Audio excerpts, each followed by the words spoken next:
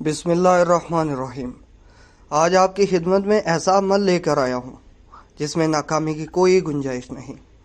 آپ یہ عمل جادو جنات کی کاٹ کے لیے، روزی اور رزق کی تنگی کو دفع کرنے کے لیے، جن کی شادی نہیں ہو رہی ان کے لیے، حتیٰ کہ تمام روحانی اور جسمانی مسائل کے حل کے لیے کر سکتے ہیں۔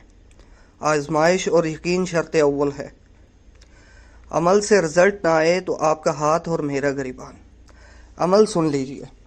سورہ یاسین میں لفظ مبین 7 مرتبہ آیا ہے۔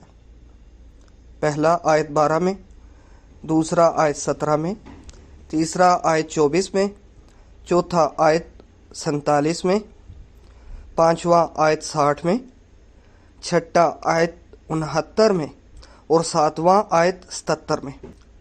ہمارے مشائخ نے حاجات کو پورا کرنے کے لیے سورہ یاسین کو ایک خاص انداز سے پڑھ کر دعا مانگنے کا معمول رکھا ہے۔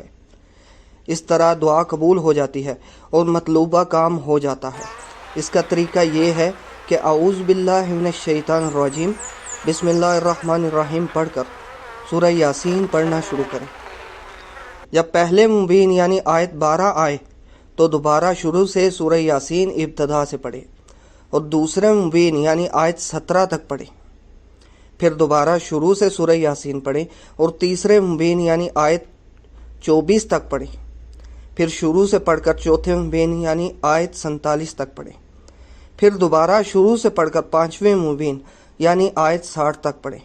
پھر دوبارہ سے شروع کریں اور چھٹے مبین یعنی آیت 69 تک پڑھیں۔ پھر دوبارہ شروع سے سورہ یاسین پڑھنا شروع کریں اور ساتویں مبین یعنی آیت 77 تک پڑھیں۔ اب آخری بار دوبارہ شروع سے سورہ یاسین پڑھیں اور سورت مکمل کریں۔ اس کے بعد عاجزی کے ساتھ دعا مانگیں، قبول ہوگی اور اس کا اثر بہت جلد ظاہر ہوگا۔